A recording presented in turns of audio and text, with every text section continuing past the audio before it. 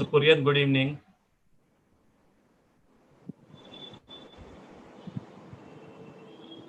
Kurian is yet to join.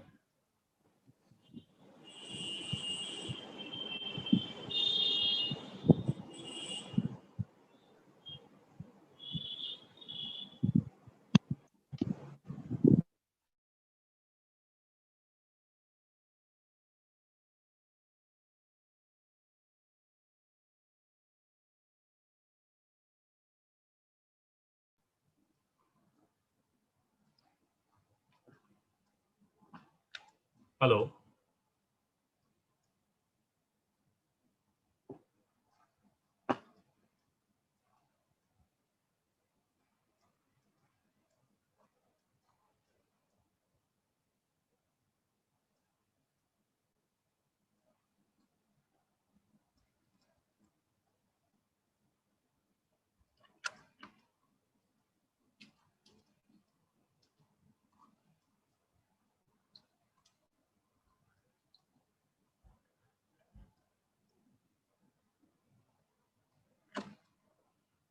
We'll be starting the live stream in 2 minutes.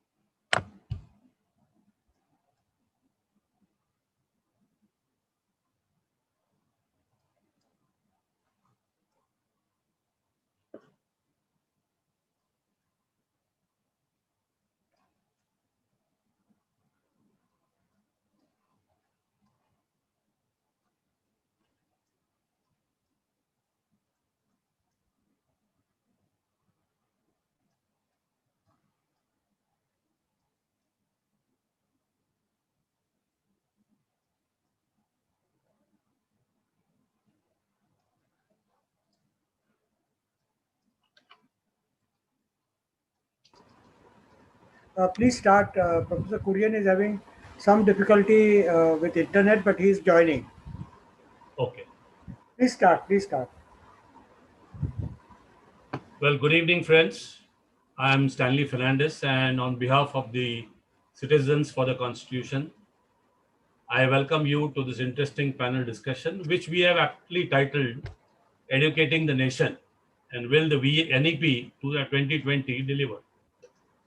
Now, I think for those who are interested in knowing, I think the first NEP was formulated in 1968 during the Indira Gandhi regime to promote basically the elementary education to colleges in both urban and rural areas. Then the second one was further activated in 1986 under the Rajiv Gandhi regime, further modified in 1992 by Narasimha Rao.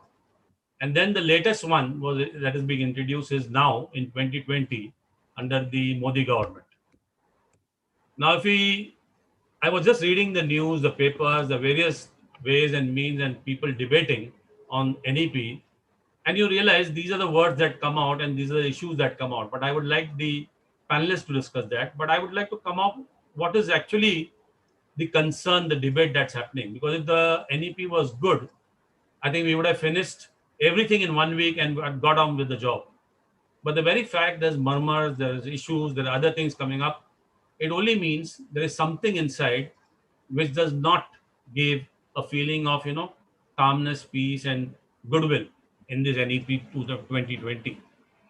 So when you look at this NEP, they say it is a crafty document that needs to be read between the lines.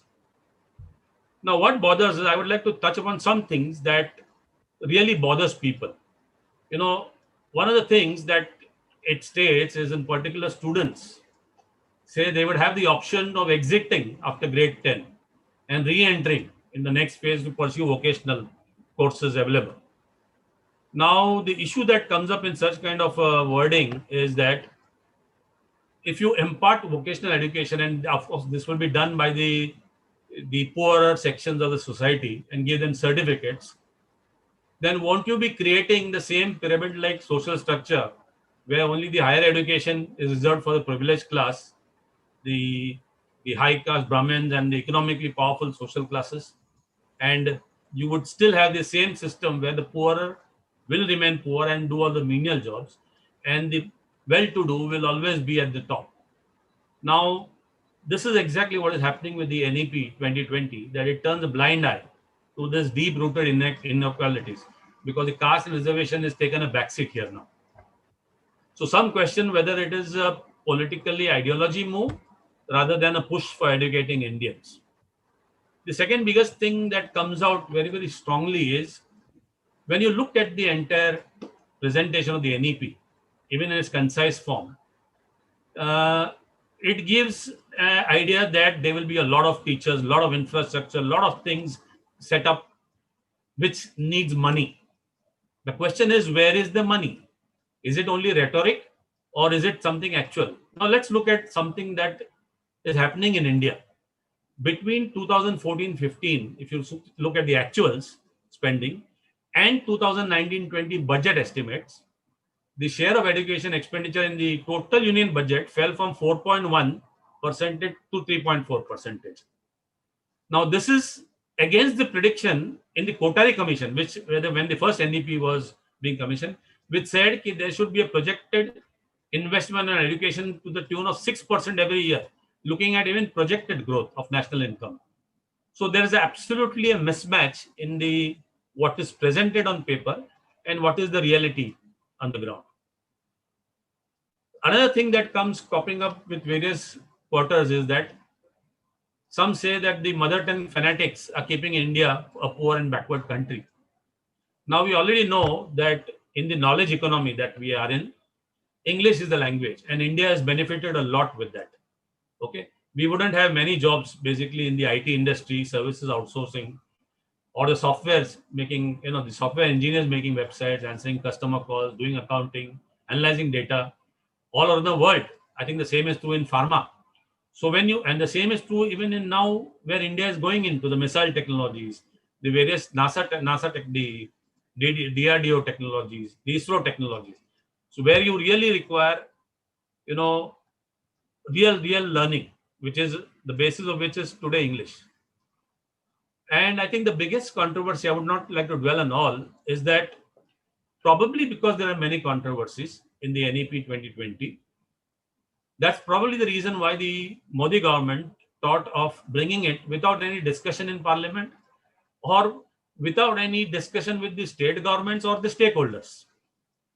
Now, that is the sad part why we are today still debating this issue. Now, we have an excellent lineup, ladies and gentlemen, of panelists today and the moderator combined to discuss even more on this and many other points I have not raised here at this point of time. I would only request the esteemed audience to stay muted at all times and send in their questions in the chat box only. Before we move to the panel discussion, I would request Pastor Devdan Tribavan to introduce Citizens for the Constitution, because for many it's new. And thereafter, our friend Bob Clements, Bob's banter to you, to introduce the panelists and the moderator for the evening. So over to you, Pastor Devdan Tribavan.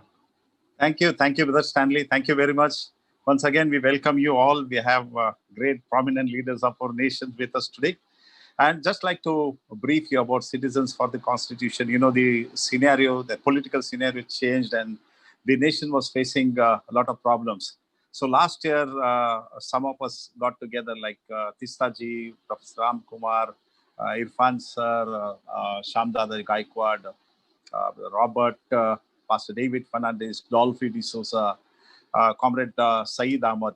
Many of us, we were around 100 people. We joined, we came together in YMCA, Central Mumbai. And then we discussed the issues or the challenges which our nation is facing. And then we decided that we will call ourselves as Citizens for the Constitution. And this, as I told you, that we have professors, lawyers, columnists, social activists, pastors, and other NGO leaders also. Citizens for the Constitution is a multi-faith group with an objective to defend the Constitution and its values of equality, freedom, human dignity, religious freedom, and social justice. We have organized various meetings in the suburbs of Mumbai, and then eventually, because of the pandemic, we were not able to have physical meetings. But of course, we had 3 webinars, and Dr. Ram Punyani was there, Advocate Mihir Desai, Dr. Rajni Bakshi, and many prominent leaders, Irfan Sir and others were there. So basically, we are focused on the Constitution and its values, but also, like today, we are together to discuss on the new education policy, and also we'll be discussing the challenges what our nation is facing, and we will be having webinars on different issues. So once again, welcome. Thank you very much. And over to our friend Robert Clements, who will introduce our panelist. Thank you very much.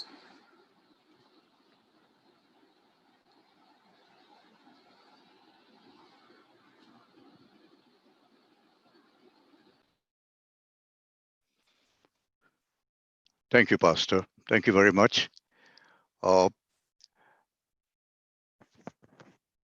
As I introduce our 4 eminent panelists and moderator, I would like you to listen carefully, because boring as these details may sound, please understand that these credentials give us an idea of why they need to be listened to as they speak.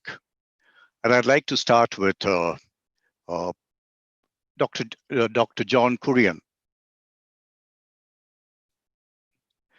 Dr. John Kurian is the Director Emeritus at the Center for Learning Resources. He received his doctorate in education policy studies from the University of Wisconsin and taught at school and university level in the US. After returning and teaching at the Tata Institute of Social Sciences, Mumbai, between 1976 to 83, he co-founded the Center for Learning Resources, Pune, which has worked since 1983 in the development and education of poor children in India. He has served on various national and international bodies and committees. After retirement from the CLR in 2012, he has worked with the Action for the Rights of the Child and Pune City Connect to improve the quality of education in PMC schools. He has written extensively on a wide variety of educational issues, maintained 2 blogs on the RTE Act and the formulation of the new education policy. He is currently editing his 2019 online report, A New Agenda for the Education of Indian Muslims in the 21st Century, engaged in advocacy for their education and also working actively in the Pune campaign against COVID-19. That's Dr. John Kurian. The second person we'll be having is Dr. A.R. VASAVI. Dr. VASAVI has a PhD in social anthropology from the Michigan State University in 1993. Her research interests include agrarian and rural societies, sociology of education, social and cultural change, pedagogies and alternative texts for social science, post-school alternative learning. She's currently with PUNARCHITH Collective, an alternative learning place for rural youth at Chamarajanagar, Karnataka.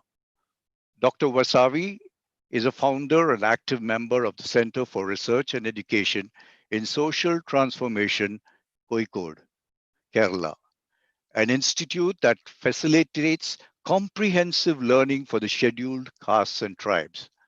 The books authored by her include Harbingers of Rain, Shadow Space, Suicides, and the Predicament of Rural India. And the third person, ladies and gentlemen, is Dr. FURQAN QAMAR. Dr. FURQAN QAMAR is presently Professor of Management at the Center for Management Studies, Jamia Millia Islamia, New Delhi. He has served as the Secretary General of the Association of Indian Universities, the largest and one of the oldest network of universities in the world. In his illustrious career, Dr. QAMAR has held the position of the Vice Chancellor of the University of Rajasthan and the Central University of Himachal Pradesh. He has also served as advisor at the Planning Commission of India. Essentially a professor of management, he has keen research interest in public policy, planning administration, and financing of higher education, and his numerous publications in journals of repute to his credit. Professor QAMAR has chaired and been a member of a large number of committees and working groups at the national and international level. Dr. QAMAR thus brings with him academic eminence, leadership qualities, and exposure to the best global practices. The last person we have is Father FRAZER MASCARENHAS, Dr. FRAZER MASCARENHAS. He is the manager of St. Stanislaus High School and parish priest, St. Peter's Church, Bandra. We've also heard his name when, as the principal of one of India's most prestigious colleges, St. Xavier's, his voice was heard on issues most academics would have remained silent on, but on which he had the courage and boldness to speak out. He hasn't sent me any biodata on himself, and sometimes some men don't need to because the world knows them well enough. Father FRAZER is one of them. Our moderator is Ms. FLAVIA AGNES. FLAVIA AGNES is a feminist legal scholar and a women's rights lawyer. A pioneer of the women's movement, she has worked consistently on issues of violence against women. Her widely published writings have provided a vital context for feminist jurisprudence, human rights law, and gender studies in India. Significant among her many publications are Law and Gender, Inequality, The Politics of Personal Laws in India, Women and Law, Family Law, 2 volumes, a prescribed textbook for law students, and Negotiating Spaces. Ms. AGNES is a prominent advocate of legal pluralism. Her writings on this issue have provided a complex framework for protecting the rights of minority women within the rubric of legal pluralism. As co-founder of MAJLIS, which provides quality legal services to women and children, she has helped to secure the rights of over 50,000 women and children survivors of sexual and domestic violence. It is my pleasure now to hand over the meeting to Ms. FLAVIA AGNES as she moderates the rest of the seminar. Ms. AGNES.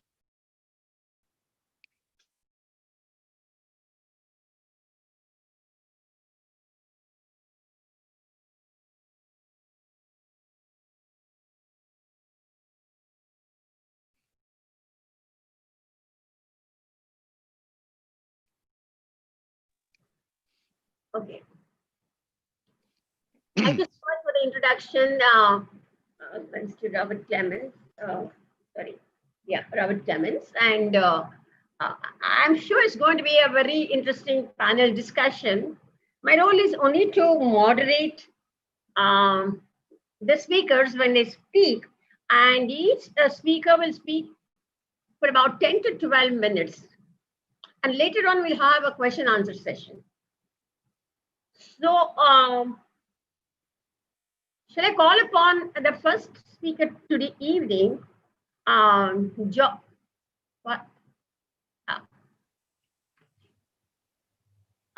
do we have first speaker?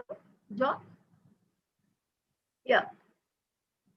We have the first speaker, Mr. John, who's just been introduced, and I invite you to speak for 10 minutes right now.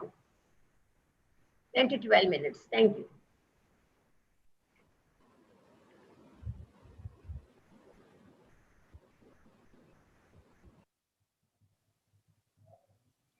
Hello.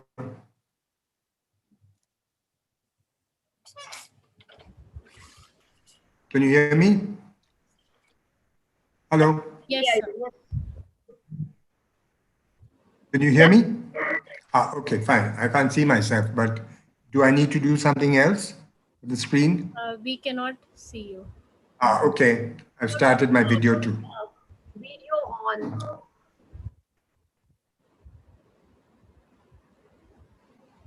All right. Maybe I could just start even if you can't see me. Start my video. I'll add.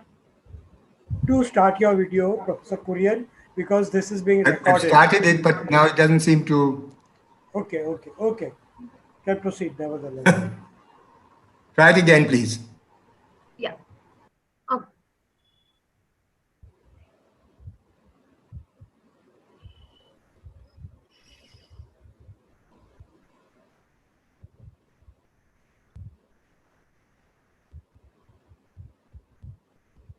Hello. All right, Professor Kurian, Can you see me please now? proceed. Okay. Please proceed. We Should I can't start? see you. We can't All right, see you, that's but okay. please proceed. Okay. Let me say that I'm going to be talking about the educational future of Muslims, national education policy, the 2020 policy. Hello. But actually, I will only touch upon it tangentially because I'm sure that the other speakers will talk about the national education policy with other disadvantaged groups. But I am much more concerned with the the COVID-19 impact on the education of marginal groups, specifically Muslims. So to understand this, I need to put some context into it. Is that Muslims, along with scheduled castes and scheduled tribes, compose about almost 40% of the Indian population. And Muslims right now about 15% of the Indian population. And so there are about 20 crores of people, or 2,000 lakhs. In fact, the actual population of Indian Muslims in India are larger than the population of most countries in the world, including countries like France, South Africa, West Germany. The population of Indian Muslims is even larger than these countries. So more than 80% of these Muslims are poor or lower middle class. And when I talk about Muslims, I'm referring to this group. They're as badly off as scheduled castes and scheduled tribes normally. However, in terms of educational disadvantage, they are they are the most educationally disadvantaged in this country, even compared to scheduled castes and scheduled tribes. If you compare to their population, they have the lowest enrollment rates at middle school, high school, higher secondary, and higher education. And when it comes to elite institutions like IITs, IIMs, and central universities, Muslims have far lower educational enrollment rates than even scheduled castes and scheduled tribes. In fact, most Muslims poor Muslims do not complete class 10 and drop out between class 5 and class 10. Most poor Muslims drop out. And incidentally, the quality of learning is extremely poor.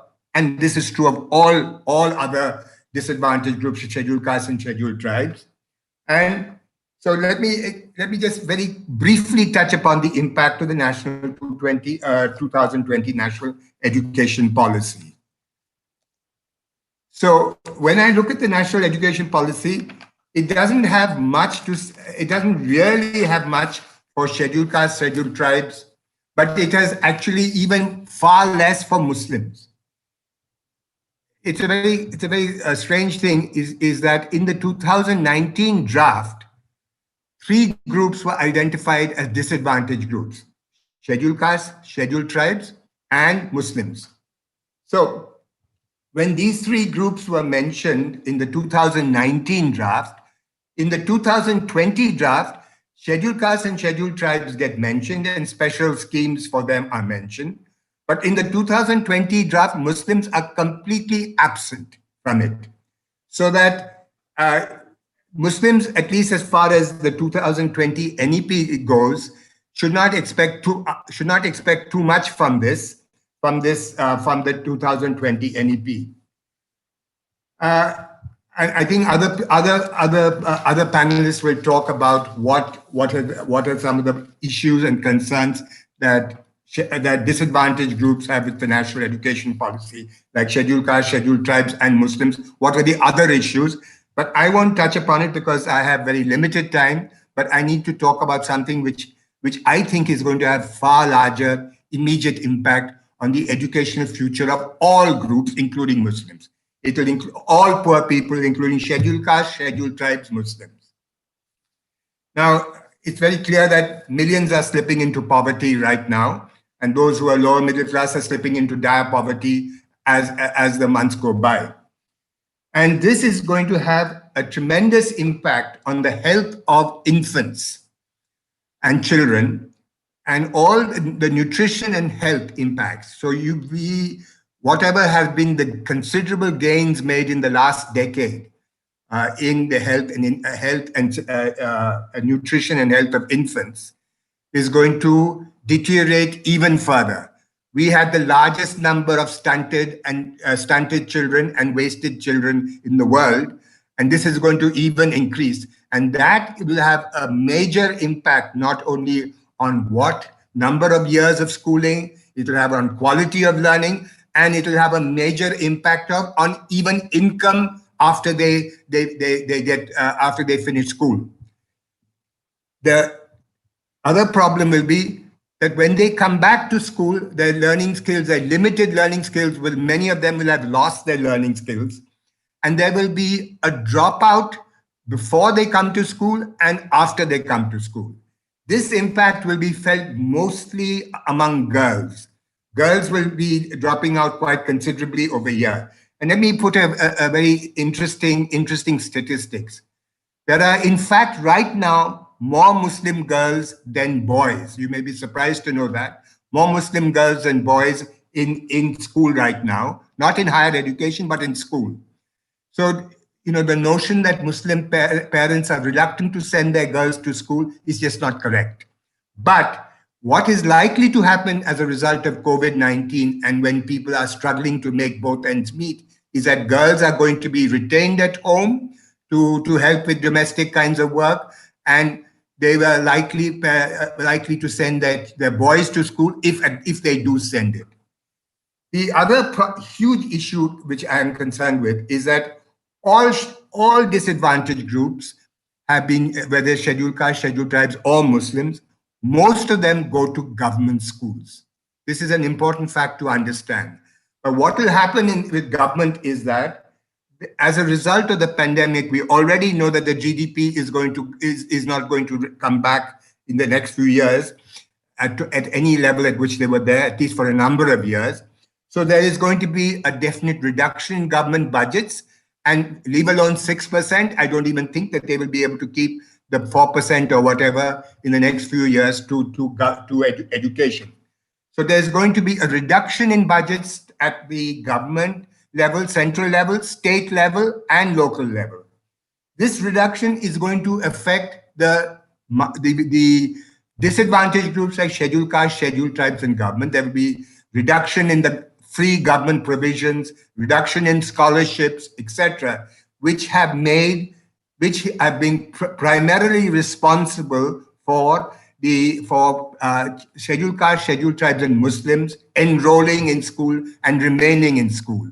And it's primarily responsible for most of them continuing with education up to high school, higher secondary, and then continuing on to higher education. So this is where I consider the impact is going to be most felt.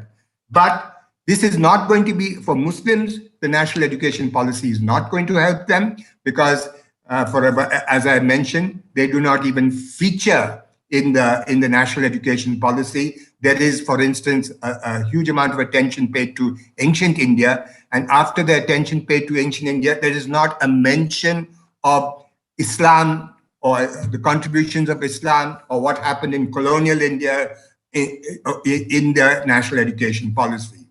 So with that, I think my time is up, and I'm very happy to answer any questions later on.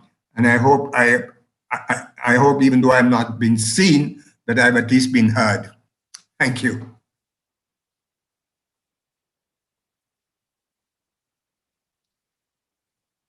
FLAVIA, I finished, and I can answer. I can't. FLAVIA, unmute yourself. FLAVIA, unmute yourself. Unmute. Yes. Okay. Yes. Thank you so much for staying within your time and completing even before I reminded you. I was just going to remind you when you ended, in fact. So that's really nice. And we have our next speaker, Professor FURQAN Kumar. And he's going to speak about the problem of Muslim education further and give us further insights into this.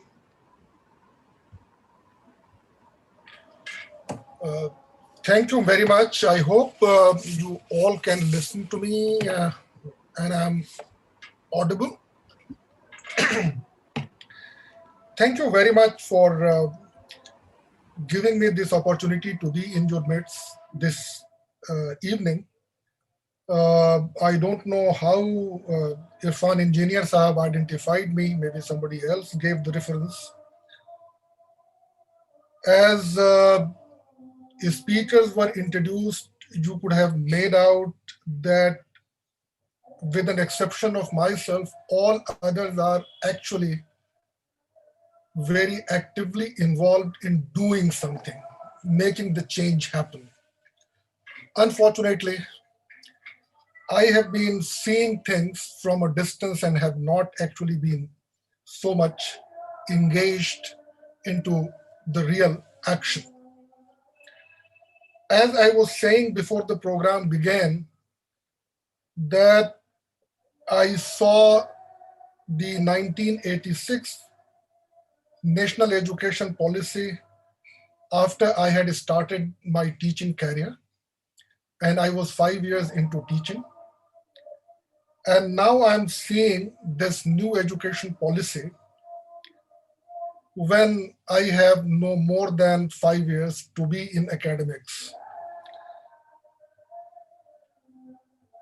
And I have since then been working in this area and trying to understand the implications and other things.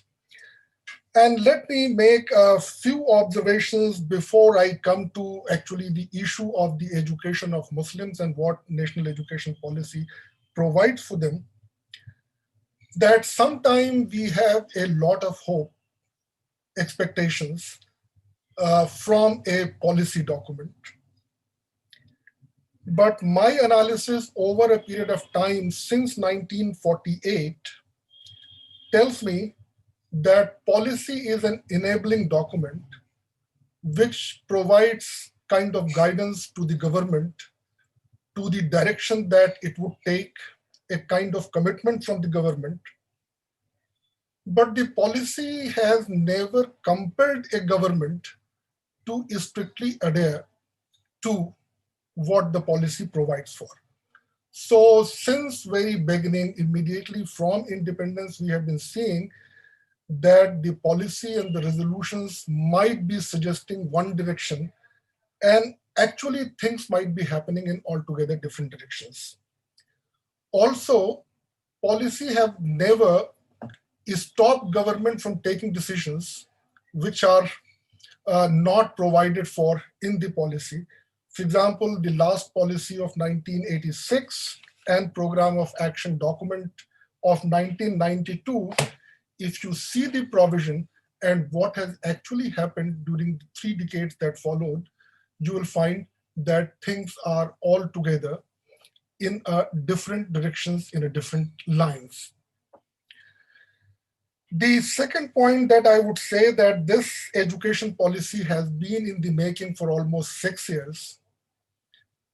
And then this unfortunate pandemic struck the world and also struck us. Now, any change in the education system and education structure that we contemplate also inherently brings in uncertainties. And with the COVID bringing in so many uncertainties about how long will it continue, how would it affect the livelihood, how would it affect the life of people, and about the short-term impact and the long-term impact, ideally, we should have waited for some more time before we could have gone ahead announcing the policy for the mere practical reasons that do not add one more uncertainty into an already very, very uncertain kind of a situation. The third point that I would like to mention that this national education policy is a one policy, but has many versions. For example, we had a report by TSR Subramaniam Committee in 2016. That report was not accepted as a draft policy, but then it was taken in on record as some input for the national education policy. We had the Kasturi Rangan Committee in 2019 report, which was officially called as Draft National Education Policy Report. And then finally, we have this final policy document. And even if it is one final document, most of you must have seen many versions of this document taking rounds and in circulation. For example, there is a 136-page version, there is a 71-page version, there is a 60-page version, and then there is a 66-page version, which is officially uploaded on Ministry of Education website, and a 108-page Hindi version of the policy document. And why are these versions important? Because there are changes in these versions and which make one feel somewhat uncomfortable or not very comfortable as to what the contour of the education going to be in future. On the top of it, when you listen to people who matter speaking, and there have been people right from the very top to many people who have been part of this policy making process or who were consulted in reducing the 500-page draft policy document to a 60-page or 66-page document, then what they say may or may not necessarily be agreeing with what the document says. I do not believe that they do not understand what is mentioned there, but I think there is something more to it. When the Kasturi Rangan Committee had come, it was quite a bulky document, not substantiated by data, etc., but based on the discussions with people across stakeholders of higher education. But then it not only gave the reason, the purpose, the broad recommendations, but also gave a roadmap, also gave timelines, also as to how should the government go about.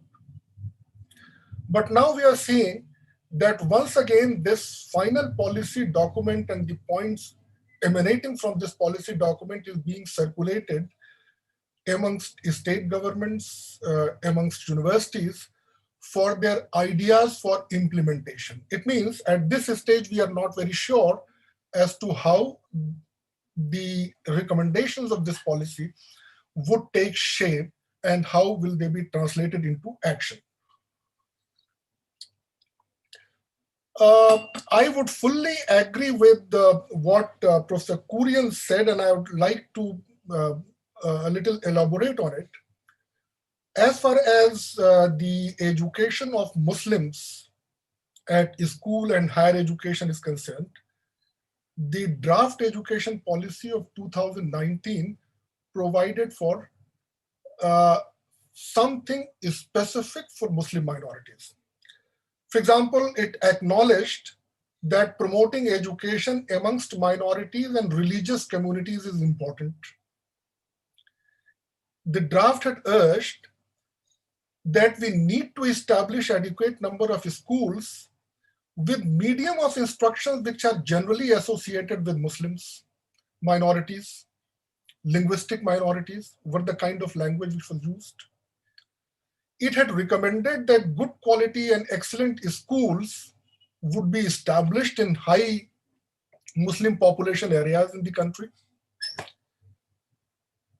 It had recommended that these schools would also have teachers with Urdu or home language, and it suggested for making strong efforts to impart foundational literacy and numeracy and strong science and mathematics to prepare an increasing number of Muslims and other minorities. Also, this policy had made a case for strengthening the madrasas and maktabs.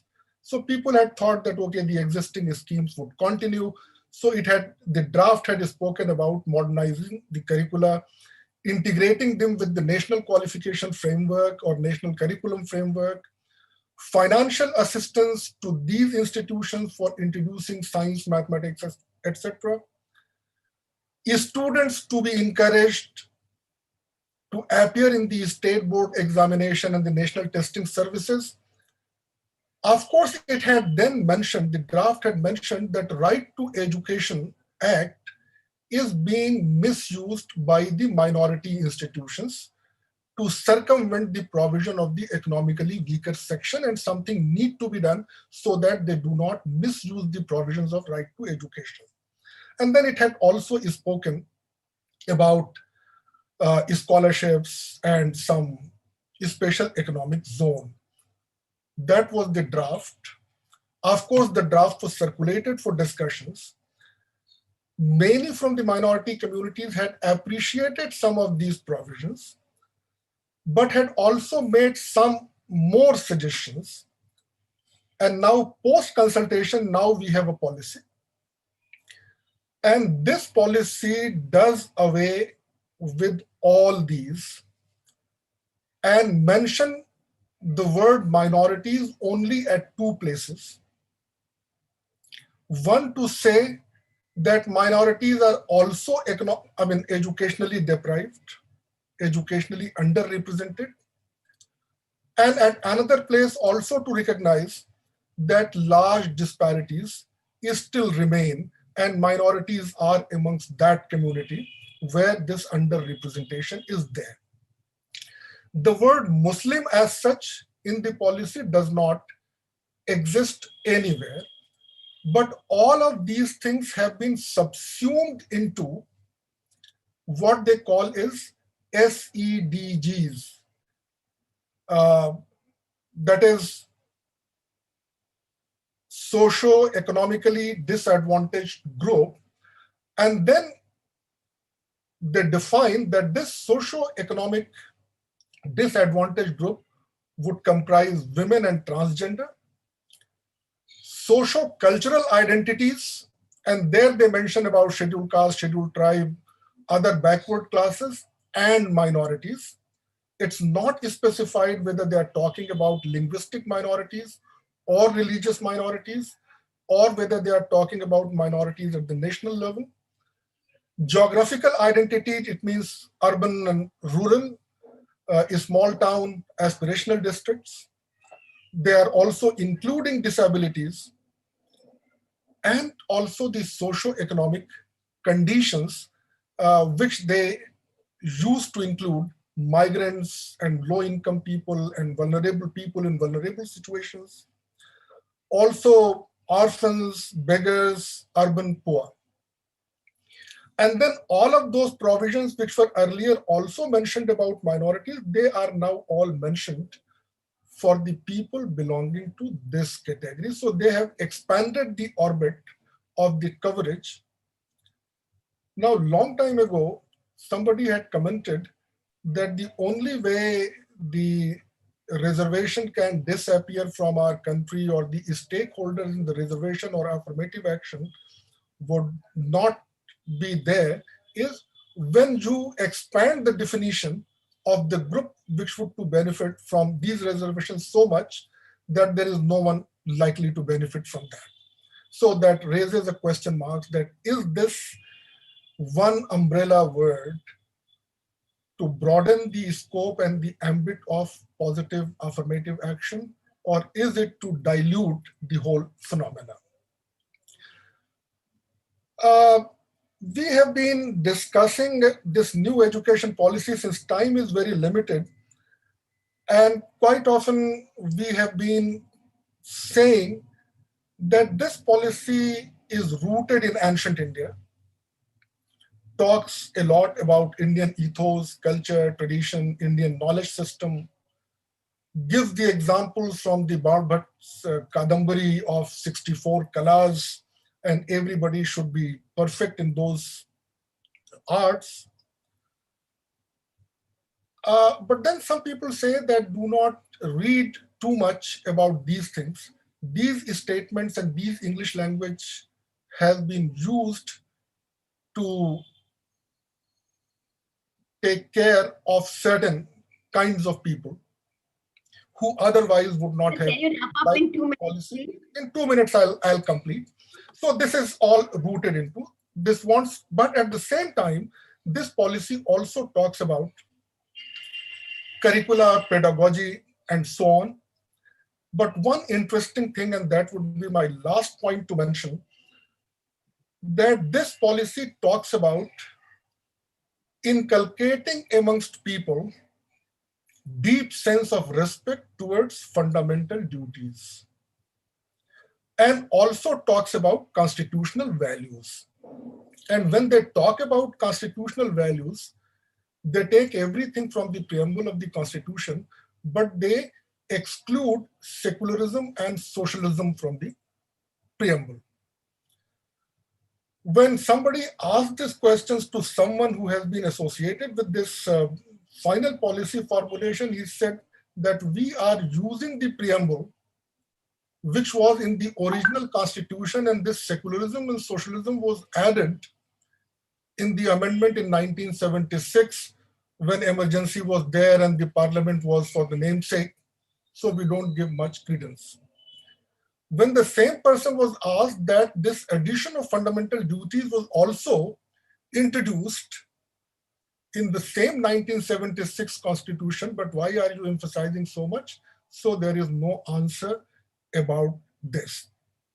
Now, finally, when we go into the rest of the details in terms of the structure, in terms of the possibilities, there are one or two things which are becoming very clear. There is a commitment, and I'm happy that they made a commitment that, okay, they will be spending 6% of the GDP. In what time frame, no one knows. But at the same time, the whole focus of the policy seems to be like neoliberal approach to financing of education. So it's no more guided by the thought, though it mentioned at some places that higher education should be taken as a public good, but more than public good, it's being taken as a public responsibility. This policy mentions so much about the private schools and they playing their roles and so on and so forth. So broadly, in terms of the other contents about the change in the structure, about making higher education multidisciplinary, you find that, okay, these are the things which we have been talking about for a long time. But will this policy deliver? I think we are expecting too much from a policy. We are a very large, diverse country. When the policy says that education in the primary level and preferably in the elementary level would be in the local language or home language or mother language, after the announcement of the policy, Andhra government announced that all elementary schools would be teaching through English medium. So that is the kind of scenario in which we are living. So it has a potential, it has a possibility, both to offer something and also to take away something, but I do not read much into it. It would take much longer time and things would go on the way they have been going on. Thank you very much. Thank you for that wonderful presentation. I think it highlighted some very critical issues which we are concerned with this evening. And I hope that you can expand during the discussion later. Our third speaker is Father Frazer. Father Dr. Frazer Mascarenhas, and he's been very active on this and has spoken in different forums even before. And it would be really nice to hear him how this new policy affects minority institutions. Father Frazer, 10 to 12 minutes, please. Yeah. Good evening, and thank you for having me on this panel. I'm happy to speak on the NEP 2020 because I think it's so important for us to evaluate what is happening through the provisions of the NEP. I'm not too sure too many people have read the 66 pages, but perhaps we are saying that we should leave these things to the government.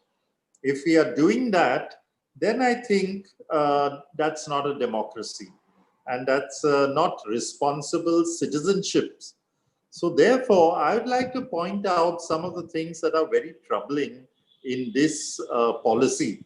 Let me start by saying that the policy starts with a lovely goal. It starts out by talking about the UN Sustainable Development Goal 2030, which talks about ensuring inclusive and equitable quality education. That's definitely what India needs. The document also talks about some of the principles and processes of education, very well worded.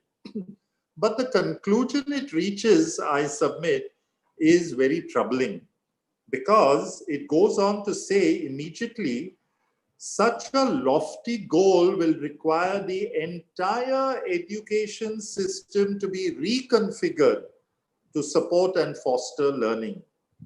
In other words, what has been happening up till now has not been supporting and fostering learning. It has to be totally wiped away. You need a clean slate. Somebody has said this is a denial of history. And that's not how education works. Education is progressive, it's incremental, it's an organic movement forward. You cannot wipe away and start anew.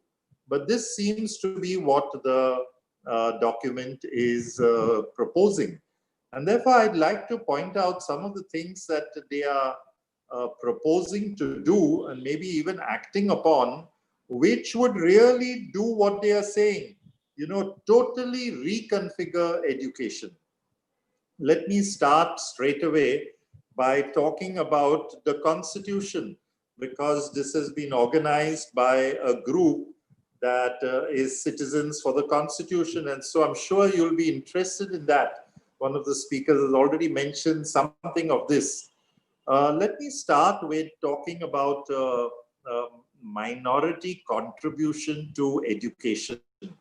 And since I come from the Christian minority, which I think is acknowledged as having made some contribution to education across the country, to the excellence of education, I'm really dismayed that not a single Christian educator was involved at any level in any of those committees in framing this document of the NEP. How is that? Was that a deliberate omission of people who have already proved themselves in education in the country at all the levels? And I have another point to make here as far as the states are concerned, at least Maharashtra. Now, as Professor had mentioned, we are in the stage of the states implementing this NEP at the state level. In Maharashtra, we don't have a single Christian educator involved in any of the two committees for higher education or for school education. And that, I think, is something that is very regrettable, because minority groups, and especially the Christians, the Parsis and others, have something very special and important to contribute to the education of the country. And this type of omission is not something that is good for the country. because the quality of education of so many minority institutions has been acclaimed across the country. So why this exclusion? Let me go quickly to saying what is the problem as far as the constitution is concerned now. No mention at all of minority rights in this document. All the other documents, and we do know in the constitution itself, we have minority rights enshrined. Minorities, both linguistic as well as religious, have the right to administer, to start and to administer their own educational institutions. That seems to have been totally forgotten or deliberately forgotten. Article 30, on the basis of which our schools and colleges function, this does not seem to have occurred to the framers of this document. Secondly, this has been mentioned also, under constitutional values, there's no mention of secularism at all. And this is disturbing because of so much of talk of Hindutva among some of the ruling groups. The agenda of bringing in Hindu Rashtra, whereas we have a secular state. So this is again removing secularism from any mention does look like something amiss as far as constitution is concerned, the constitutional guarantees. Parallel to removing constitutional guarantees to the minorities, the reservations for SC and STs also do not find mention. In other words, Dalits and tribals will fall out of the system because nothing special is being done for them as Dalits and as minority, as tribals, as guaranteed by the constitution. We also have in this document the diluting of the RTE. Now, RTE has been fought for. It has been something that the nation has been working itself up to, and we then enshrined it once again in the constitution. And here, this document is saying that the RTE is too restrictive and we have to dilute those provisions. I find this really stunning because after the progress we have made and getting the Right to Education Act in the Constitution, to have this happening is really very serious. And finally, encroaching on the domain of the states. We all know that education is in the concurrent list. So how is that the states are not being given their due in the framing of the document? Implementation can only be on the basis of what the document is already saying. Whereas so much of centralization has been mandated in this document that it does mean that the states have been given short shrift. And so we know that the Supreme Court has already said, has guaranteed that the basic character of the Constitution cannot be changed. That's what in many judgments that the Supreme Court has stated this. However, this document has contravened so many elements of the Constitution that it does mean that there is an intent to change the Constitution, amend the Constitution in very major ways, in ways that would be disturbing to many of us, especially because these are points in the Constitution that have enabled quality education. So my first point, that many areas of the document, so far in its radical changes, the NEP has also decided to remove the present governing structure of all the institutions, minority and other institutions, schools and colleges or universities both. For example, a school complex management committee will be set up, and this will be decided upon by the government. So the government is going to appoint people to look after the school management, management of the school and the school complex. That means several schools in the area will be clubbed together as one complex, and that management committee appointed by the government with the trustees of the present institutions not being mentioned at all. The document is asking us to hand over our institutions to a committee appointed by the government. Now, does this make sense when institutions have achieved such excellence and they are so much sought after, and their management is going to be removed and another management put in? This is the same in higher education too. 19.2 talks about a board of governors shall be established and there shall be overarching legislation that will supersede any contravening provisions of earlier legislation for all the management of the college or of the university. Now, this is like the state, the government, taking over all educational institutions. It's almost like a nationalization of education. And this is not, you don't even need to read between the lines, as Stanley started out by saying. It is stated in so many words. You just have to read the words and say, what would be the consequence? And this is the consequence that I bring to you, that government appointed people with no experience of managing education will now run schools, colleges, and universities that have been well run. The ones that are not being well run, we are not defending, but we are talking about a large number of minority institutions and other institutions that have managing committees and trustees that have worked over the decades, more than a century in many cases, in building up the quality of education. A third point that I have a problem with is the sharing of resources. 7.9 says human resources, learning resources, infrastructure will be shared. A school that is better equipped will have to share, and pairing of schools or twinning, one private and one public school, is being mandated by this document. However, sharing of teachers and infrastructure will cripple even the good school, especially if the governing board is not controlled by the school's own trustees. Isn't this a refusal by the government to build the necessary infrastructure needed for good education for all? And are teachers robos who can be picked up from one school where they are organically integrated? Pick them up, put them in another school and expect them to function in a similar manner, in a totally different ethos, in a different infrastructure, in the whole quality of education different. You think that is possible for teachers? Is that desirable? I don't think so.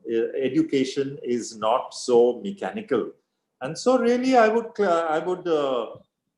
say that we have really a document here, new education policy, that is wiping out all that we have achieved so far and saying we'll start from scratch. And the government will control all institutions so that the government will ensure quality. Does not make sense to me, especially since there are such good institutions that have served the country well. To take those over does not really bode well for the country. And my last point would be something that has already been mentioned. We are talking about such major changes in the pre-primary, in the primary, even at a higher education level, such major changes. And where is the finance to come to? We know that now we've had even before the pandemic, we've had a downturn in the economy, crisis in our economy across the world, but especially in India. With the pandemic, we are in shambles, literally. The unemployment rate has come crashing. And therefore, the government has no money even to pay the CGST to the states.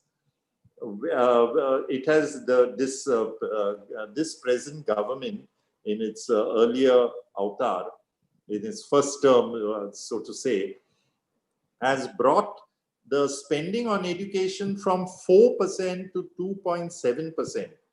And 2.7%, I mean, I get from the government's own draft economic the education policy last year, 2019.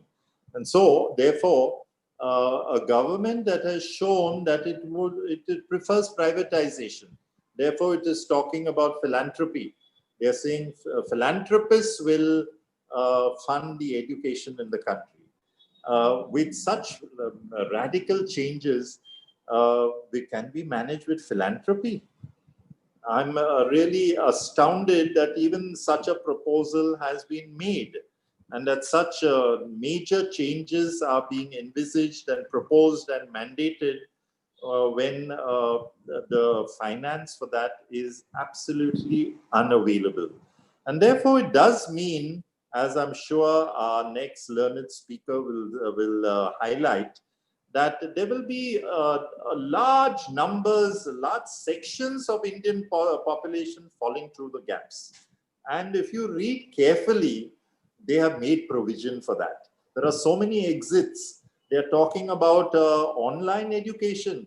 They're talking even about open schools for primary students, open schools for primary students. Really, this is a document that has got many of us very worried for the future of Indian society. Thank you. Thank you very much, Dr. Frazer. It was a brilliant presentation, and also the alarming way in which this policy is getting unfolded. I think each speaker has contributed to this. We have our last speaker here for this evening, Dr. VASAVI. Dr. VASAVI just joined. Can you hear? Yeah, we can hear. Yeah, hi, VASAVI. Yeah. Yes, FLAVIA, my apologies. There's a major glitch. Right in time. It's okay. The land and our connectivity is very poor here. Thank you also, Mr. Engineer, for getting me connected. Let me thank everybody who has organized this, and has Father Mascarenhas has said, I'd like to speak about who falls through the cracks of this NEP. Basically, the NEP has a much labored document over the past 2-3 years, having gone through several committees, etc., has now come up with a document that is based on what I think are 3 key pillars, which is one, it caters to very much to an underlying tone of religious nationalism, which has been mentioned and which we all recognize. And fortunately, unlike the earlier version avatar of this document, it is not so blatant, but there is an underlying tone of reclaiming the greatness of a past India, of basically a Hindu civilization.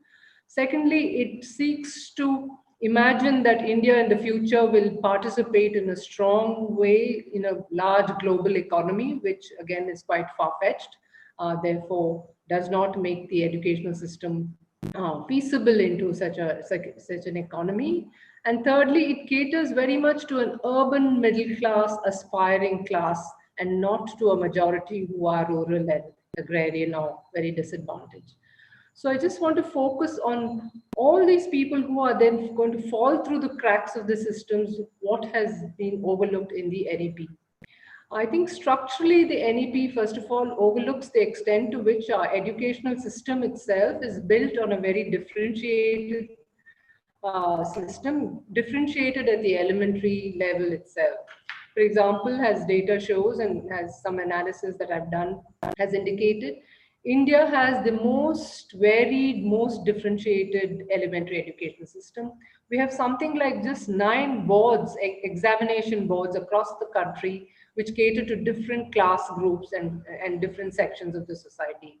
It ranges from the very poorly designed, very poorly administered and very poorly funded ashram shalas, which are meant for Adivasis in remote areas, to the now very exclusive, expensive international schools, which we see in our metropolitan areas. So between these 2 extremes, we have another 7 types of schools, from the government,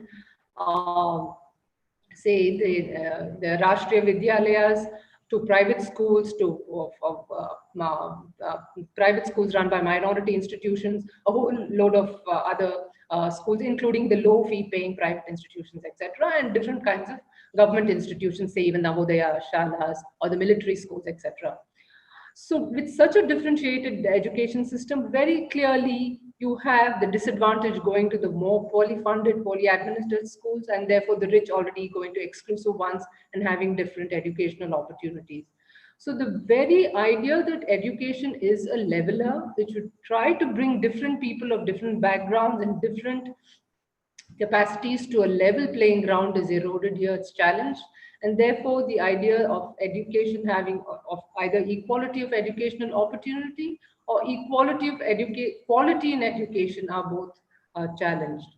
In this context of this inequality, I also think by failing to address the extent to which the marketization of education would enhance existing disadvantages, I think the NEP reinforces the extent to which advantaged classes or groups would continue to have better kind of leverage in the marketplace and careers and in their own growth opportunities, etc.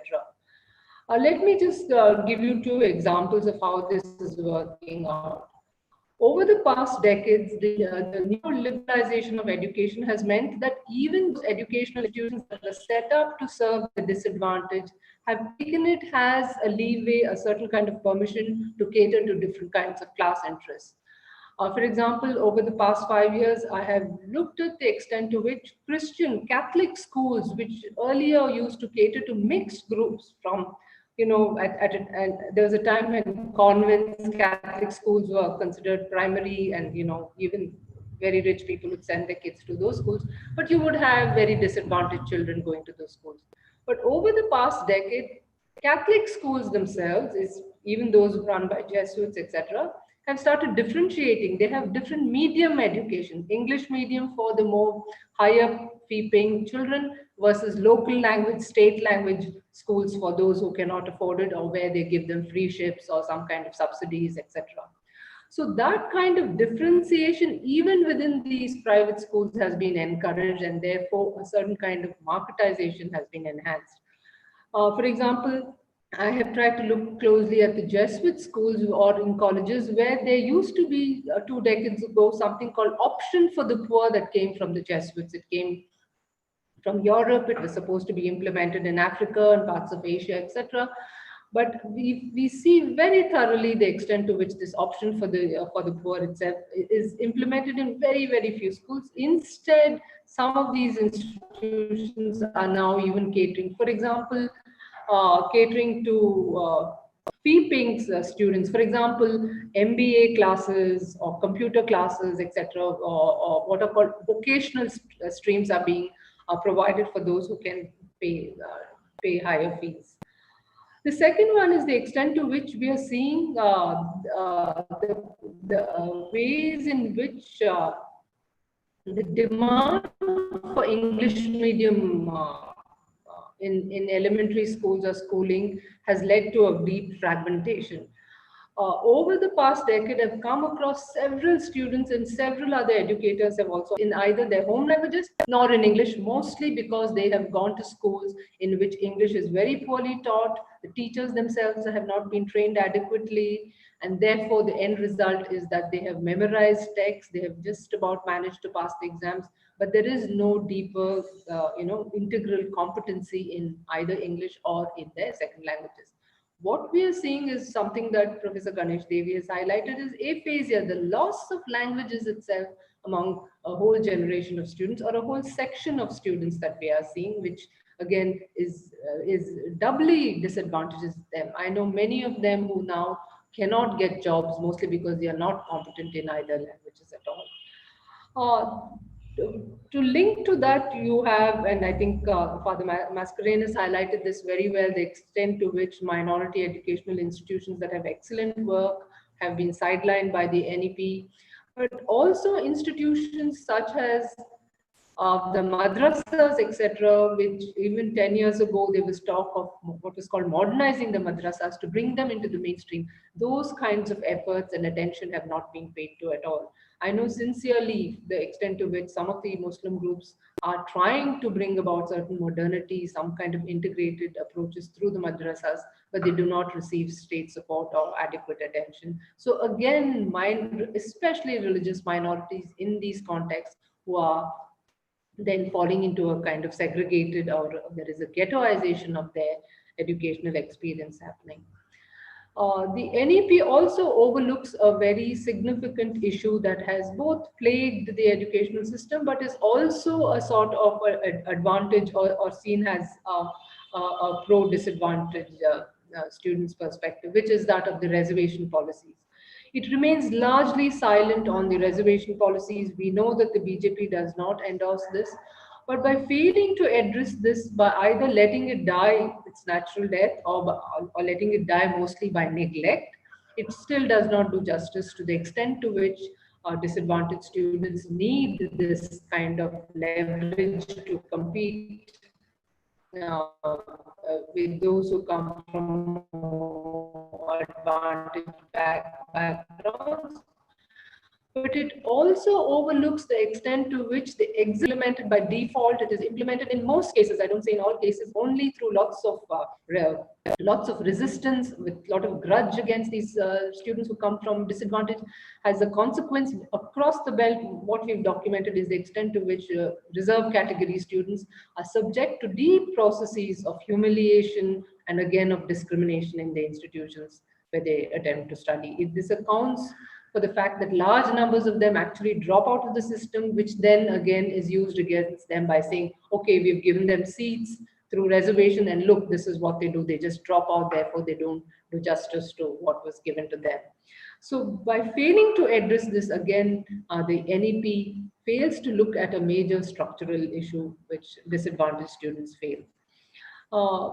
The one other thing that, I mean, of the many other things that it overlooks, but it promotes, but which would actually disadvantage those who are disadvantaged, already disadvantaged, is the easy promotion of distance education or online education, or what is called, or what has until now been called correspondence courses. There's been an inflation and really an expansion of these systems. We know many universities whose infrastructures have come up only to catering to these correspondence courses or to distance education, because it has become a money-making racket. Lakhs of students apply for them, and through their sheer just application process itself, institutions are able to garner a lot of funds. But this has led to what is called degree inflation. So it is so easy. I have met students in the villages who say, oh, tomorrow I have an exam, I'm going to just study for it today. That means one day they just have to, do the basic or the minimum that is required. And again, they come out extremely incompetent, not well-read in any of the subjects, etc. But there is a whole list.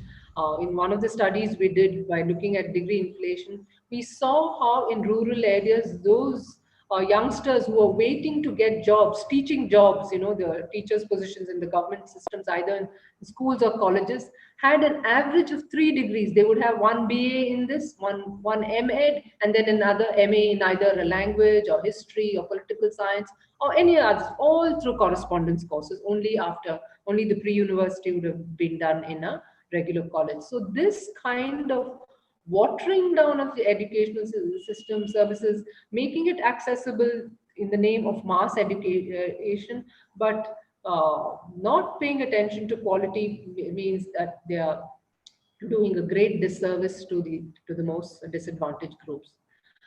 2 other points which I want to point out in the extent to which this NEP has a very strong urban bias and therefore neglects to pay attention to the needs of rural disadvantaged groups. Of course, the rural rich have wherewithal to actually access even metropolitan education, which is why we see even small towns now having so-called public schools and international schools, because it is the rural rich who are able to send their children to these schools.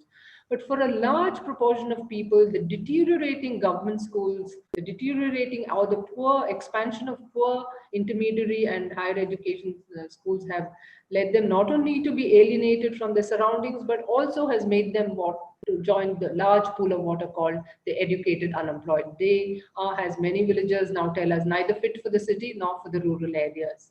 In such a context, the NEP call says that it would recognize people's knowledge, what it identifies as Lokvidya, but in which it makes it synonymous to yoga, to learning Sanskrit, and a few other arts and crafts are identified.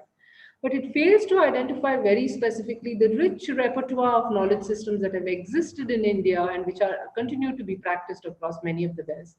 These relate not only to the ways in which ecologies or natural resources can be conserved. For example, the very good documentation of how the earlier irrigation systems were effective in India.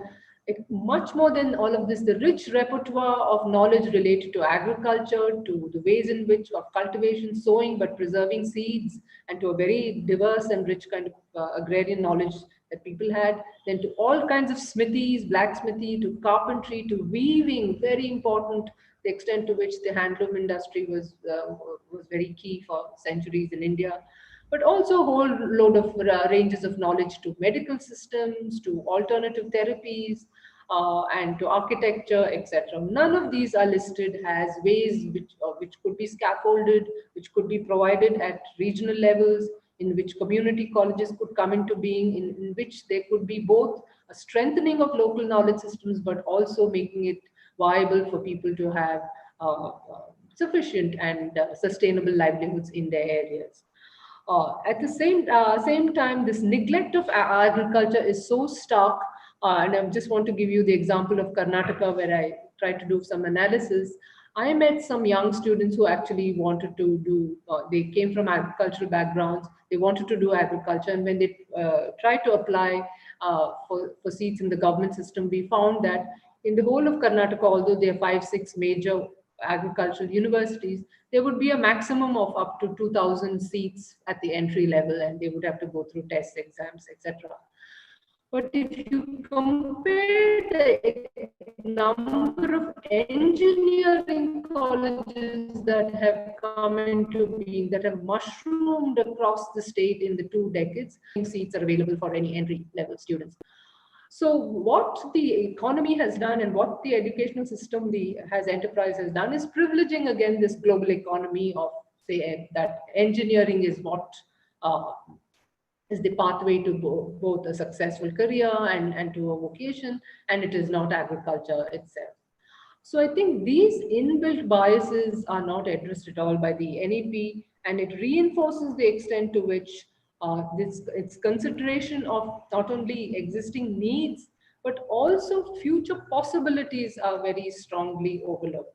For example, we know what the COVID situation is telling us is that since the 2008 meltdown, international meltdown of the global economic system, what we are experiencing across the world is a great disruption, great disruption of the economic system, marked by the capitalist, held together by the larger capitalist system, and of the extent to which this larger economic engine has destroyed the whole global ecology. So if both of these have to be addressed, it is much more the small scale, the more sustainable, the more diverse systems that have to be promoted and enhanced. And none of these are issues that the NEP takes into consideration. So both in terms of the extent to which the disadvantaged fall through the multiple cracks of the NEP and the failure to have an imaginary in which all our deep and extant problems can be addressed, I think the NEP does great disservice to this and provides a very distorted perspective in which it celebrates a very, very simplistic celebration of IT, of artificial intelligence, global economy, high tech, etc. So overall, I just want to reiterate that in falling through the cracks, the NEP does not recognize the extent to which the mass of students that we have should be treated as citizens and not subjects who must be neglected so thoroughly as the NAP does. Thank you again, and my apologies for joining late.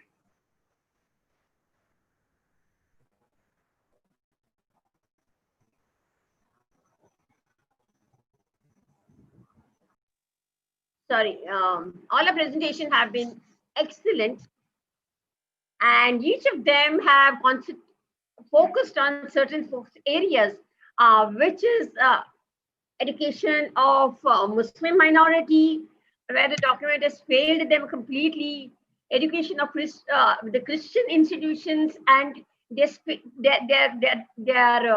status in the new education policy and in defining that, and VASAVI's presentation, how so many people will fall through the crack, and it's not catering to their needs at all, and it's catering towards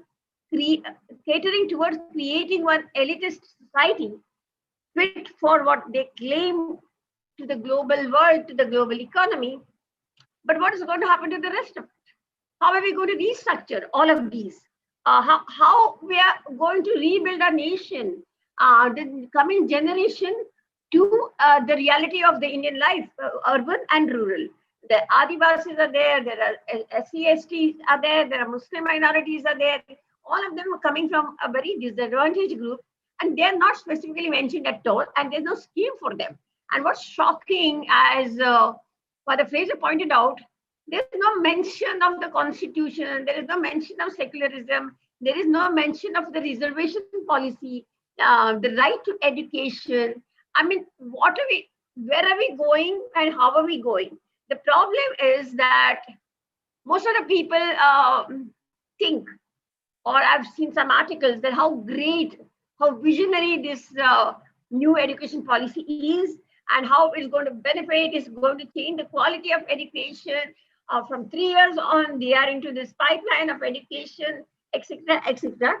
But as many of you pointed out, when you look at it very closely from the perspective of the marginalized, this document does not deliver at all. And that's a sad part of it. So I had attended a previous seminar on this, organized by IQ and Bombay Catholic Sabha, where Father Frazer was speaking. And one thing that was mentioned there is that how we can take this forward and make many groups aware of this. That something needs to be done. If this is not changed, we are in trouble for the next 20, 30 years. And the coming generation is going to suffer because we did not act adequately. And I think this is one of the greatest problems that we face. And it is very important to create awareness. So thank you, each of the speakers, for coming on this panel and speaking so brilliantly, concentrating on each aspect, different aspects.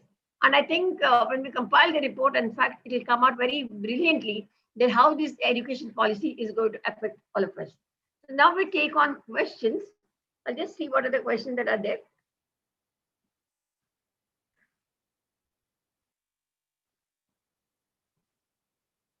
So let me take this question. What will be the role of minority educational institutions when the new educational policy comes into effect?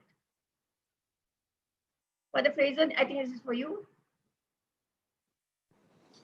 Well, I think there is no role, because if our minority educational institutions are going to be run by a committee appointed by the government, and in that committee, the present trustees who control, who direct, who take policy decisions on the institution, they are not mentioned at all. So they have no role to play. So it does mean that minority institutions, as will other institutions, are going to be taken over. I'm talking now of what they call public institutions. At least that was what the draft report had said. Now they have not very cleverly, perhaps, they have not stipulated what these public institutions are in this final report. But in the draft, they had mentioned very clearly aided institutions would be public institutions, even if they have a private management. In other words, these are going to be taken over. Now, the question is, what about private institutions without the grant and aid? That's also not very clear, because in one of the places, as I mentioned in my presentation, they're talking of twinning a public and a private.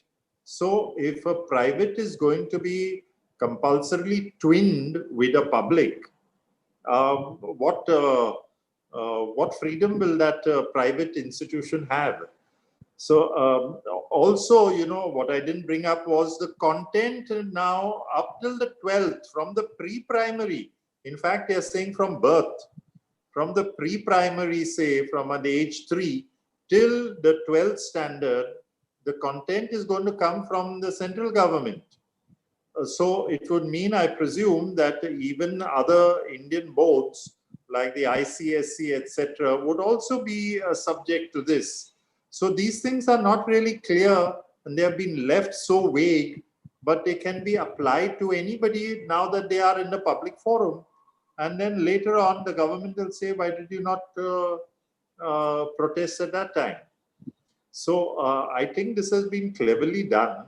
And that's why in the implementation in different states, those committees have to question the central government and have to push for example, independence in content formation in their own states. They should push for the management of the institutions to be, with the present management having a controlling say. You can have others also having some say, but not, taking over the institution control and putting it in the hands of God alone knows who.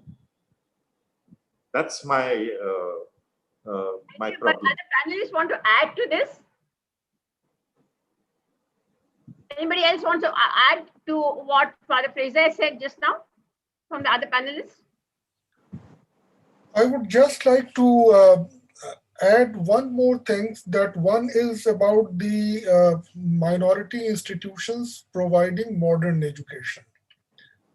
And the other one is about particularly in the context of Muslim minorities, the madrasas and maktabs and those kind of minority institutions for the preservation of the culture and promotion of their language.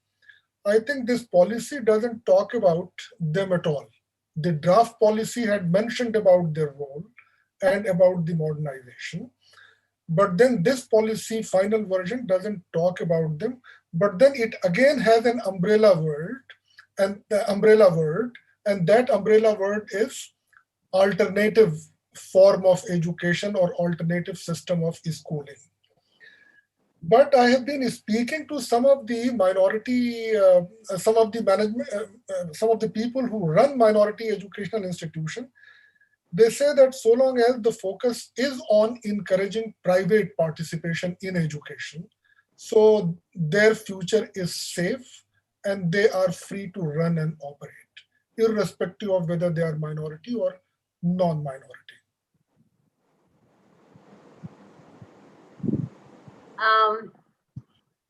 Also, I think one issue that didn't come up very strongly is that how the government is trying to promote philanthropy and trying to run the system through philanthropic efforts, and also inviting foreign universities to come and partner with the Indian institutions.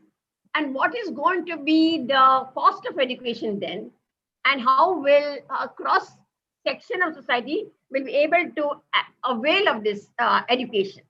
This is one area, and you juxtapose it with what Dr. VASAVI has said, that as it is the policy as it stands today, there are several avenues for people to fall through the cracks. There's no focused attention to the needs of the rural population and what kind of education they would need. How do we enhance that? And as if everybody wants to be engineers, but other crafts and skills are not important, and then there is no need to give attention to them. I think these are something very, very concerning issues that have come up. But I want to ask Professor FURQAN QAMAR that if something was there in the earlier draft and it is missing in this draft, can something be done about it to point it out and what is the reason that they got missed? These issues, important issues got missed out regarding Muslim minority, how the Muslim minority word itself is gone out of the context. No, I think one answer is that, well, there was a draft and that draft was put for consultation. About 100,000 responses came. So they went by what came through that consultation. That is where consultation is also a kind of process which does not always necessarily lead to good things or a kind of consensus. The other thing that they can always say that, look, we have not mentioned about Muslim minorities specifically because they are not the only one who are underrepresented. They are using word underrepresented. So they are saying that there are a whole lot of others. And now, rather than having too many schemes for each of the marginalized group or each of the deprived group, we have an umbrella kind of an scheme. But in the process, what they are saying is, what they are forgetting is that, I mean, providing equal opportunities to people does not necessarily lead to an equitable opportunities. So you need to do something more about it. Now, you initially raised your statement by saying that how about funding of higher education or funding of education? Now, there are two things which are very clear. They are saying at many places in the draft and also in the final policy document that there is no substitute to enhanced public investment in education. Several places this is mentioned. And at least at one place, they repeat the commitment which the nation had made in 1968-69, that 6% of the GDP. But simultaneously, wherever they are talking about either expansion, because expansion is needed to accommodate more people. So wherever they are talking about expansion, they are saying that this expansion would come through both public as well as private initiative. So they are giving an equal emphasis. And as was mentioned by Father FRAZER, that they are saying that all these private institutions would be public spirited kind of an institution. We are not very sure that what this public spirited would mean, but just thinking that, okay, they want that they should have the same kind of altruistic purposes which a kind of public institution shall have. And then they are saying that, okay, the philanthropy, but philanthropy presently contributes not even 2% of the total educational budget. So I think all of these things would lead to more private institutions. But again, they are failing to realize one thing. I mean, as a student of economics, you would know that how much maximum you can charge for education. Can this exceed the per capita income of the nation? Certainly it cannot.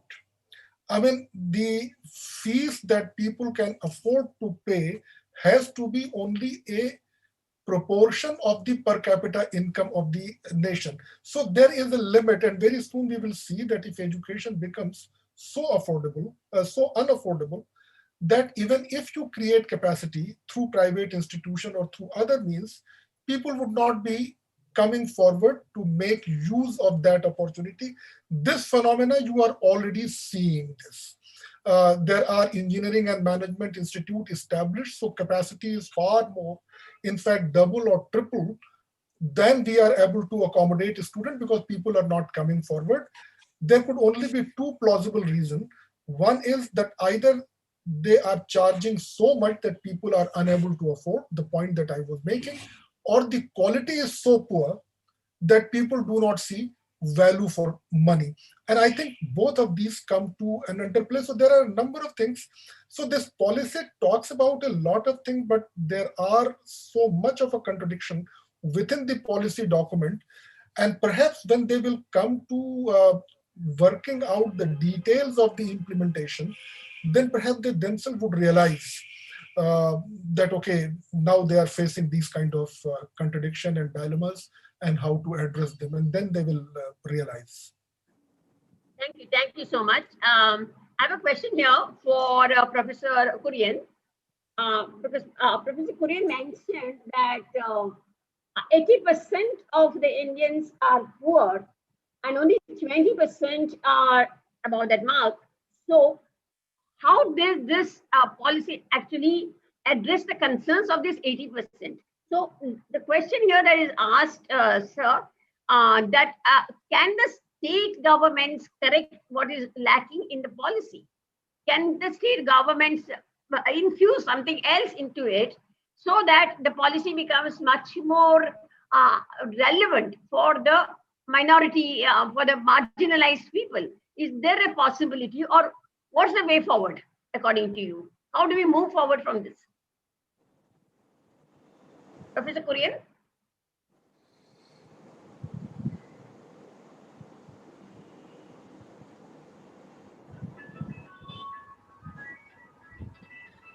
This question is for Professor Kurian. Okay. You have to unmute yourself. Please unmute yourself. Okay, right. Got it.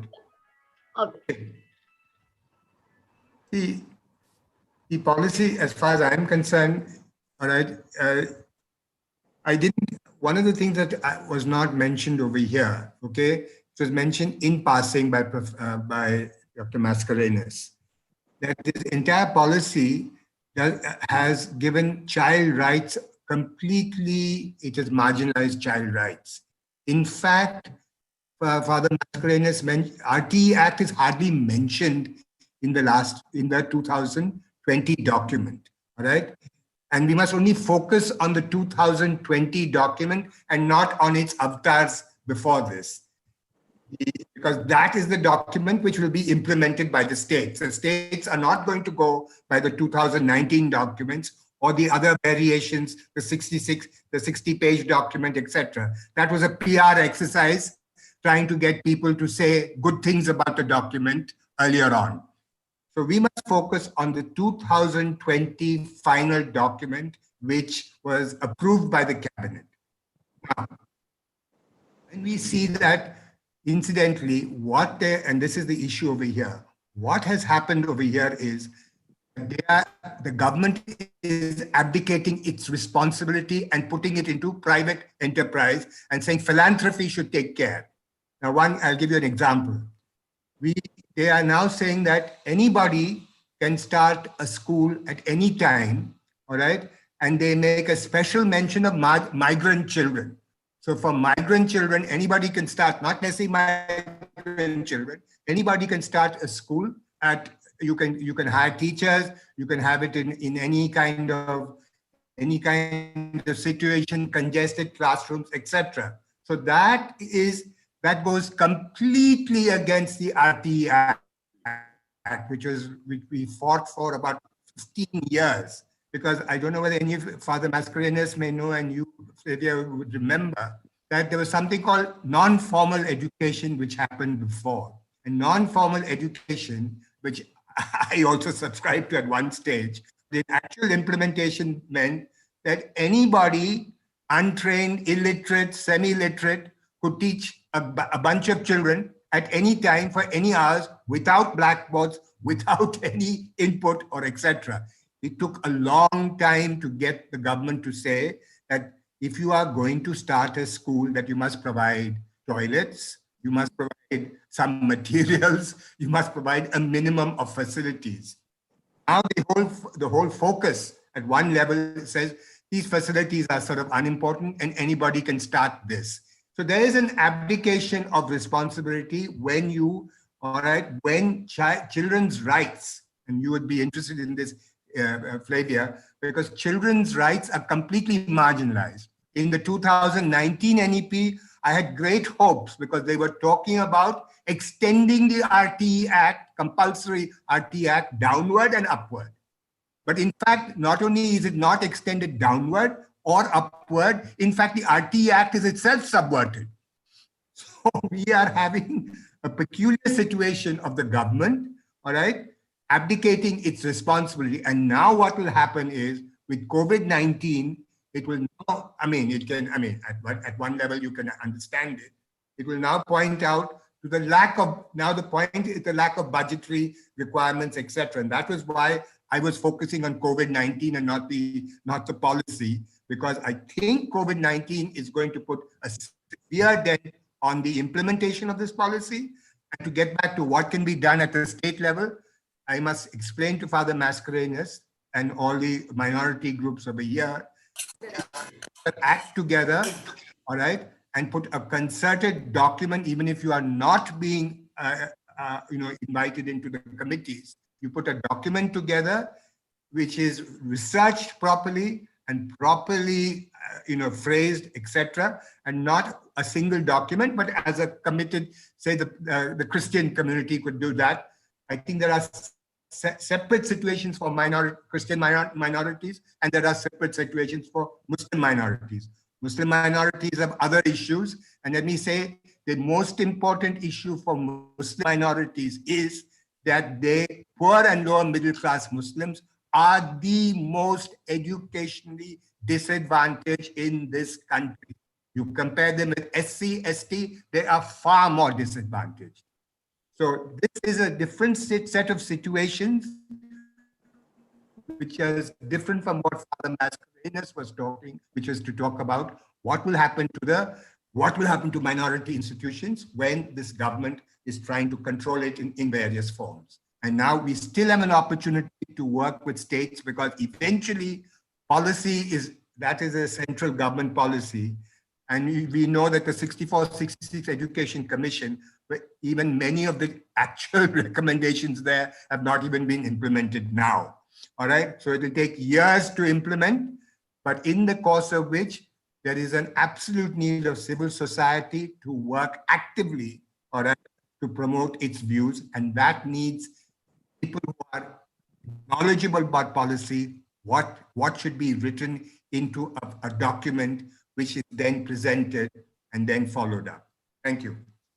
I think that's an excellent idea as a way forward. And we have a really eminent panel today who are well equipped to deal with it, taking each segment of it and creating a document. And I think the ball is in the court of Citizens for Constitution, under whose aegis this meeting has been held, and Irfan Engineer and others who must really very actively take the lead and involve our panelists into working on this. There's a question for VASAVI. Now, VASAVI, what you pointed out, again, a similar question actually. Now, the state governments are much more well-versed with the situation of the marginalized in their own states. So is it a possibility, like for instance, state like Jharkhand, but state like Chhattisgarh, now, or the Northeast, there are so many states having very diverse concerns. Is it possible for the state government to forward a document? This is our concern. The NEP does not mention this, but this is how we would like to go ahead. Is such a possibility, such an eventuality possible, according to you? Like for instance, Karnataka, like you've been working in Karnataka, you know the situation in Karnataka. And you know where the NEP has failed marginalized people in Karnataka.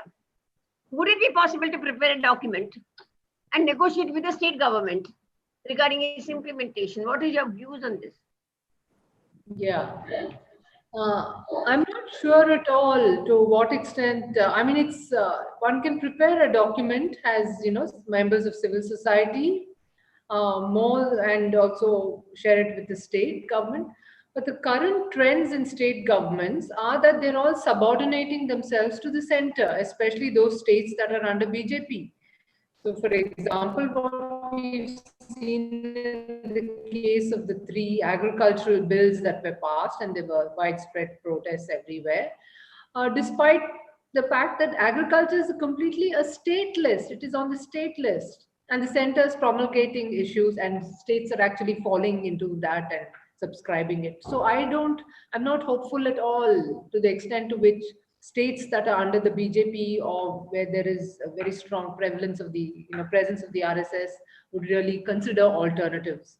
The only hope that I have is much of education has with other policies, they remain mostly documents and things go on as they are. The structural situation just goes on by itself. So I think by default, some things would continue, and I hope some of the positives that we have, good institutions that are functioning, engaged people, innovative curricula, alternative programs for disadvantaged students, etc. I think if those are allowed to run by themselves, we should be, grateful for that. But the effort for people like us to come together is very urgent, and whether state governments listen to it or not, we must make these alternatives, we must share it widely, and we must try and implement it as much as possible at whatever level we can, which is what some of us are trying to do, whether it's just about agriculture and land issues or about strengthening some of these existing skills, etc. Actually, what we need to do is to coordinate and bring together these different efforts that are going on. I mean, our panel is very small, but there are many more people who are concerned with this, and whether we can have a broader forum, constitute sort of a committee, different state-wise, etc., bring people together. I think that would be a great step forward, something to do in the coming few months to offset this policy. Anyway, now our time is up for the discussion. So I hand the mic over to Mrs. Stanley to close this meeting and give your final comments and comment on some of the suggestions that have come up. I will keep it for CFTC to do that. I think I need to make an announcement first. Most important, in our series of programs, our next program, just an announcement, is lined up for 7th of November at 7 p.m., where the topic that we will be undertaking is dissent in democracy. And our panelists are interesting. We have two of the IAS officers who dissented in 2019 and were all over the press, Mr. Sashikant Senthil and Mr. Kannan Gopinathan. So they will be there with the insider's view and outsider's view now of what it is for us and what is it for the citizens. So I would request also here to please attend it. Mark your date, 7th of November, 7 p.m. in the evening. I would, at this point of time, since we are already beyond time, hand over the session for a vote of thanks. I will invite Advocate Sanjay Wagmare to propose a vote of thanks on behalf of CFTC. Yes, Advocate. Whether Irfan would like to comment on the suggestions that have come up? Am I audible? Hello. Yeah. Just one sentence I would say. We would try and engage as much as possible on this issue and take it forward. We will go to the community, both Muslim community as well as other communities. We'll try and go there and see what we can mobilize.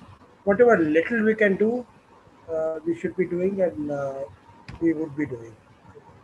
And today we had really excellent presentations from all the panelists. There was a good discussion following it. And I personally learned quite a few things that are new. And the situation is very alarming. We will have to do something. So it's not, we have to save our education system, we have to save our children, we have to save our future generation, and most importantly, we have to save democracy in this country. So this attack is not only, it is also letting marginalized children, neglecting their educational needs. It is also that. So along with that, it is an attack on democracy as well. It's trying to push uniformity. It's trying to do away with diversity. It's trying to secularize education. Very insidiously, it is doing that. And some of the progressive people could not understand this. I remember Apurva Anand and Yogendra Yadav also praising this NEP, not praising exactly.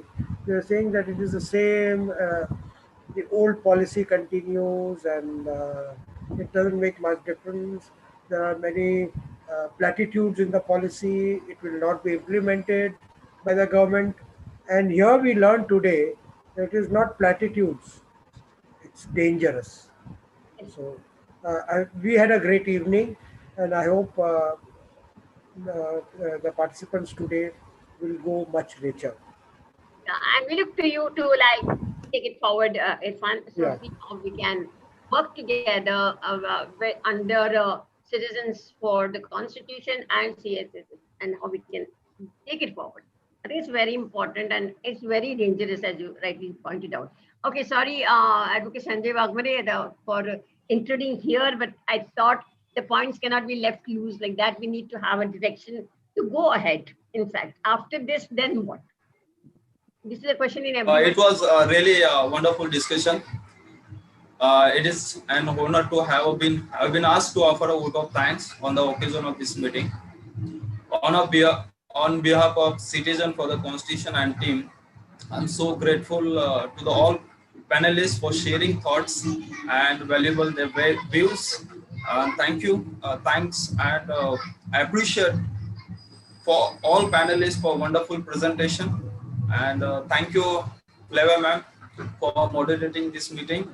And thank you all participants for attending this meeting. Thanks Aparna and Mark for coordination. And special thanks for the CFTC, Constitution for the Citizen for the Constitution team for organizing this meeting. And thanks once again Thanks once again for all participants joining us today. Thank you all of you, and so we will see you in the next meeting. Good night, everyone. Thank you so much. Thank you. Good night.